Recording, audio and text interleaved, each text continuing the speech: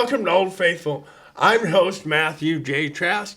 I threw the J in there for some reason. Okay, anyway, this is an episode that almost didn't happen about 4 times now. Yes. But here we go. My thanks to Scott and Steve here at Perfect Wave Productions. Made sure I got their names right. Things are happening fast around here. Please support my friends at Black Hills Blend Espresso, 4 convenient locations here in Rapid City. Please like, share, and subscribe to my YouTube channel, Matthew J. Trask. And thank you for your support. And please keep Perfect Wave Productions in mind for all your live sound system support, sales, and installation. We have my good friend, and he doesn't like being called Double E. I don't mind it. You're the only one who calls me, and I actually prefer it. I don't mind it. Eicher, it's nice to see you, man. It's good to see you. Thanks for having me. And we'll let you talk here right directly, but I did not realize that you were an accomplished musician in your own right. Well, accomplished is a strong word. I've accomplished a lot of things. I've embarrassed myself a lot of times. So. I think we all have done that, buddy. So why don't you just go ahead and tell us about you with emphasis on your musical journey? Absolutely. So I started, my dad was a musician. He's played in a band, lead guitar. I was surrounded by musical instruments all my life growing up, and both my mom and my dad were both really, really big into music heads, tons of records, tons of vinyl CDs. I had forgotten this detail. You told me that one time.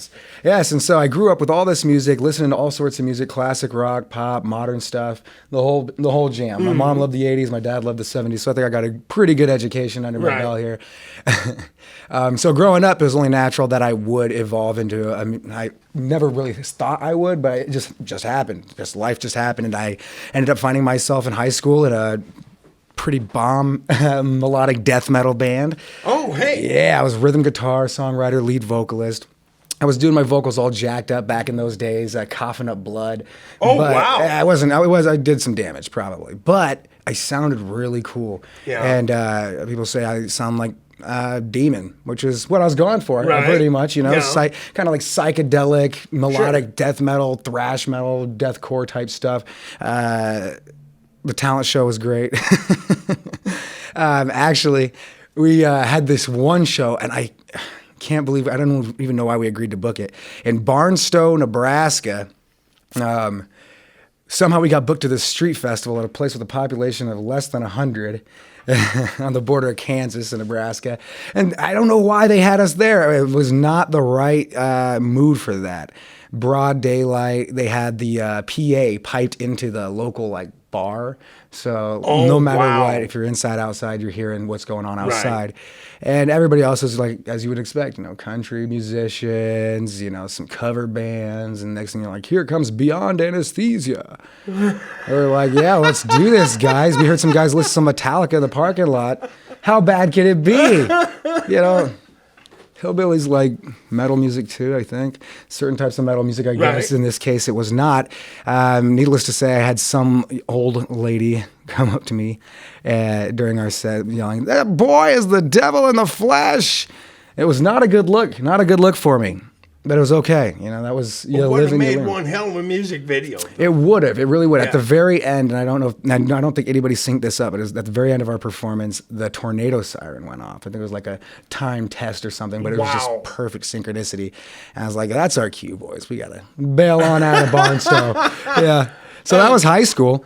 Played at Sokol Underground in Omaha, which was a good show. Had 2 bassists for some reason. Hey, yeah, nice. I don't know. I don't really know why we did that or how that worked. We had very fat sound, if I'm not mistaken. Could you hear them both? Me personally, no. No? No. It just sounded like a lot of bass. But it was cool. High school was fun. And then so when I moved up here, it was hard for me to get into a band again. Didn't have the connections that I have now. Didn't know anybody. So it was like, if I wanted to make music, I have to make it on my own. And I don't even know if I want to do metal anymore. So I was like, let's do some rapping. Let's do some hip hop. I grew up with most of my friends. We'd freestyle and stuff as we, our whole lives. Rap music's always been a part of my life one way or another, especially in the modern era. And yeah, we started Faux Blocka Studios. It was heavily gangster oriented in the beginning because that was like the knee-jerk reaction once you start rapping, kind of as a younger person. The first thing you want to do is say some really cool stuff, make some snaps and, say some really cool stuff. But it's really hard not to just start getting into the cliches of that genre right off the bat. So it was more experimental in the beginning, but eventually we found ourselves and our sound more like the chiller kind of psychonaut type vibes, the type bubble, if you will. Dropped an album, kind of broke up pretty much as soon as we were in the midst of like really just finishing it up. Okay. Yeah, we all just split up in the end, and then that was that. You know, I kept on rapping a little bit more, but I realized something: I couldn't sing. I didn't know how to freaking sing. Oh. I wanted to throw some cool hooks on my tracks, but I couldn't sing. I sounded like crap. Plus, I got into karaoke recently, so I started singing a little bit more. Growing up, I was listening to, like I said, a lot of music, but when I was young, I loved Michael Jackson. Sure. So I'd be sitting there singing along with the tapes and everything like that. And then when I got into my metal scene, obviously I was listening to a lot of metal music, but like classic metal bands such as like Judas Priest, these really high vocals, I would sing along with. So I knew that I had some sort of range, some sort of ability to hit some sort of crazy notes and make some wild sounds. And so I just really wanted to delve into that. And so I'd sing that at karaoke, and people would be like, you're all right. I used to be terrible, man. I used to be trash. It was. And I'm not going to say that I'm great right now, but the night and day difference is just massive. It's totally massive. There is a great value in just getting up and doing it again and again and again. And that is what, in the last 2 years, I have discovered about karaoke. Yeah, absolutely. If you want to get better at singing, go hang out at a karaoke bar. Yeah. It's practice. And it's practice for more than just singing, too. It's practice for your stage presence. Right. It's practice for your self-esteem, and it also lets certain karaoke bars, most karaoke bars, people are really supportive, right. Whether you do crappy or not, but they'll let you know. And if you do a really good job, you'll know you did a really good job, and you'll say, I need to keep on doing that. It helps you find yourself. So karaoke is an eye-opener, and because I did a lot of karaoke, at that time I started singing music-wise. I started making 80s retro music. I've always loved 80s music, but I noticed back in 2009 and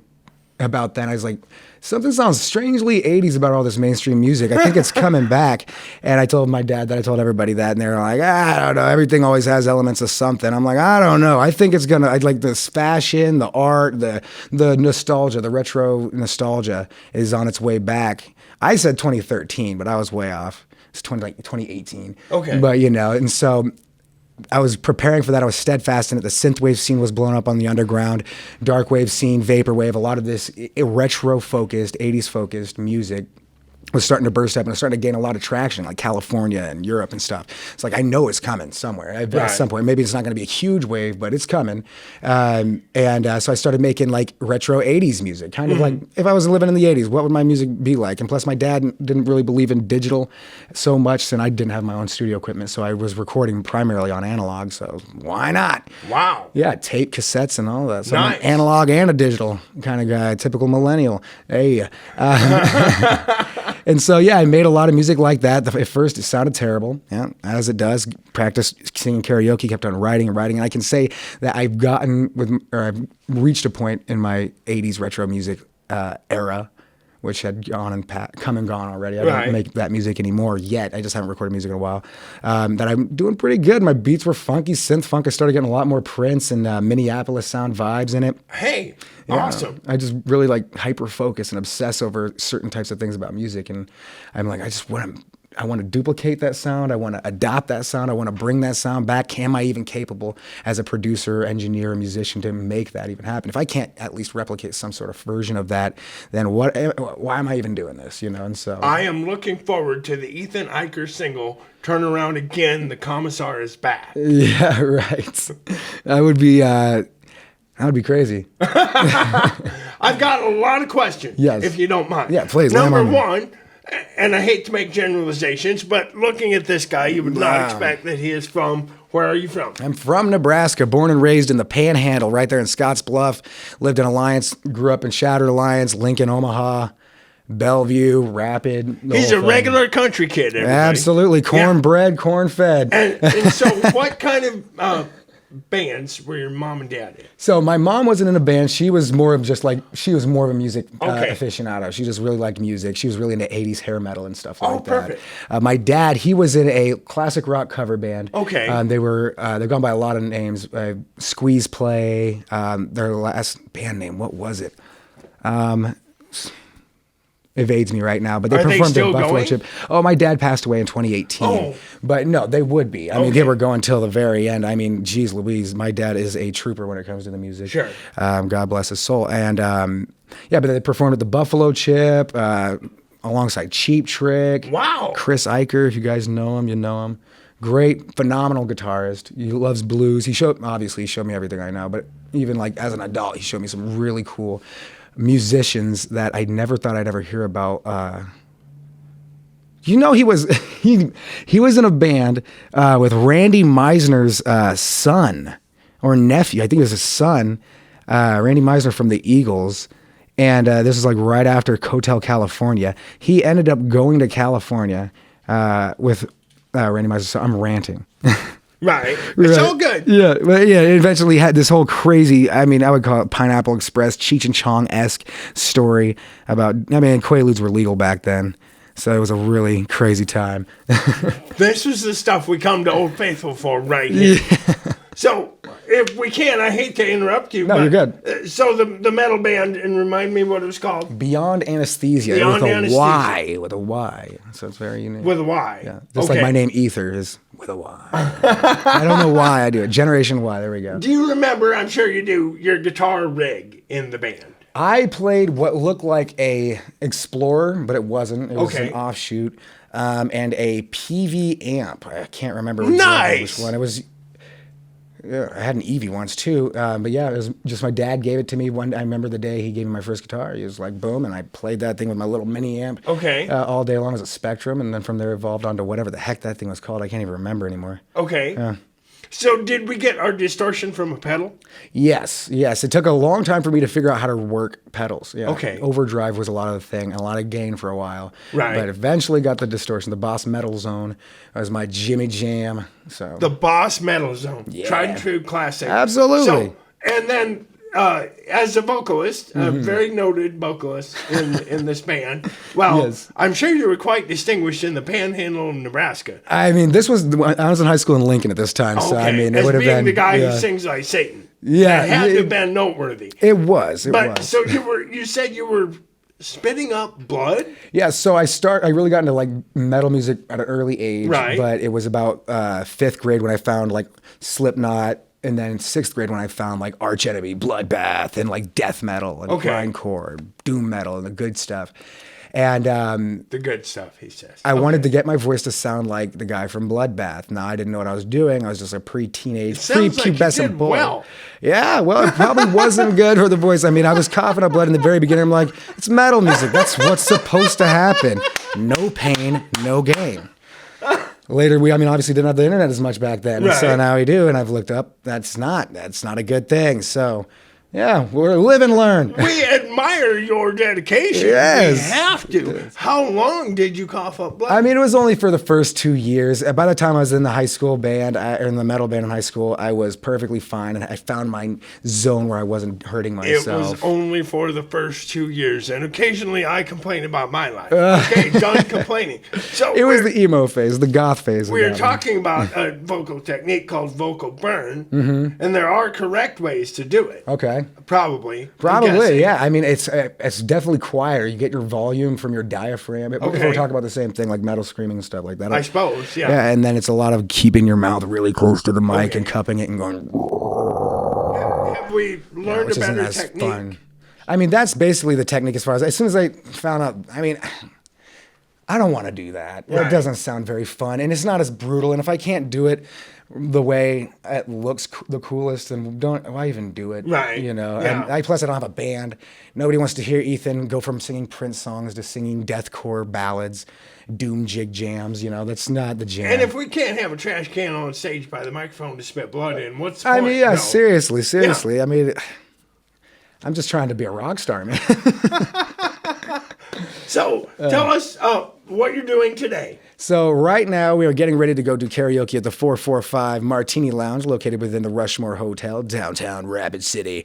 Karaoke with the Business Entertainment, me and DJ Polly G. I'm going to be singing, as I always do. Hey. I'm waiting for everybody to tell me to stop singing, get off the stage. I'm addicted. People are going to ask me, or my grandkids are going to ask me, Papa, how'd you spend your 20s? And I'm going to say, from 20 to 29, I just had a crazy karaoke obsession. And I just went and spent my entire life singing freaking karaoke songs. Yeah, it's practice. And the business DJ, Business Entertainment, Yes, excuse me, absolutely. does a fabulous online show. Oh, the plug. Tell the folks about the fabulous Yes, and thank you so much for that too. The Plug Absolutely. Indie Music Review shows. So we love to support music and we love music. There's with the internet that exists in this day and age, you can have people anywhere in the world send you songs, send you portions of songs. You can work with them on songs. You can do anything, and we got millions of different independent artists out there that aren't getting any recognition or any love, or they're working on their tracks and they're getting like, what's it called when you keep on listening to something too much while you're trying to produce it, and it just sounds, it's like fatigue. Yeah, fatigue. Right. People, they're looking to fix up their tracks and their singles that they're working on. They need input. Well, obviously we're not like the craziest producers, but we're just, some dudes who have some musical experience and knowledge. But what matters the most is we stream it live, and we do it in front of we stream it in front of a live audience at the Iron Phoenix here in Rapid City. And the people, the comments from the viewers online, as well as how the individuals in real life listen to the song, and they on the internet, in the comment sections, they'll tell the artists while they're watching what they like and what they dislike. Some people are more technical. Some people are just normal average Joes being like, if I heard this on the radio, I'd turn it off because it's trash. Or they'll be like, I really like this song. And I think what you're doing here is revolutionary. So we've had the best of both worlds, and we've had nothing but great success. It was built during the COVID season. Nice. Season 1. Very well. We had a little COVID around here. It just keeps on coming. And the other thing that I love about the show is you listen to the song Absolutely. on the show. Yeah, It's blind. live streamed on Facebook and maybe elsewhere. Twitch, So Twitter, anyway, maybe if the four of you, the prestigious panel, have some constructive criticism, that's great. But also all the people can hear it. Absolutely. And maybe they're like, hey, I like it just the way it is. Who is this guy? Let me find it. It's all about exposure. They don't have to pay anything to get their stuff out Right. there. It's all for free, but the lines fill up pretty quick, so you have to. It's Poor first come, guy, first serve. spitting blood in a trash can in Hyannis, Nebraska, suddenly has an outlet. Yeah, seriously, that would have been useful. Like, your vocals sound like you're dying. Like, oh, that's good to know. Yeah. Well, we probably need to wrap it up here. Okay, No okay. instrument, so we're not doing Like a beatbox.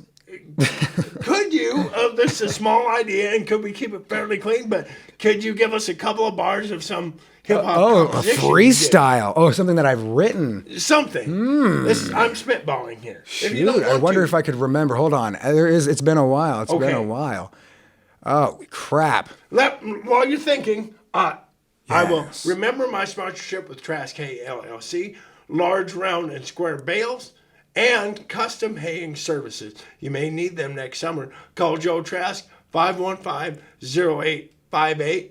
And Africa Bombada says, change the batteries in your 808.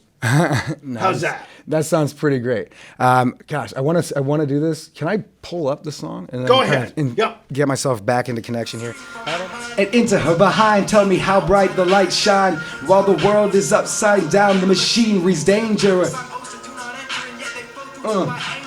Awaiting the collapse of the hierarchy, the valet steals the car that he was parking, convinced that he was pinched and that everybody hates him. So his body's enveloped in marking. Being a good sport and Well, doing thanks that. for having me, of course, man. That was the most impressive thing I've seen on the show. Jeez Louise, is it? Yeah, Well, I really appreciate it. absolutely. We'll do the pictures and then we'll get out of here. Yeah, let's do it. You coming down to karaoke at all tonight? I'm an unashamed member of AA, and tonight's my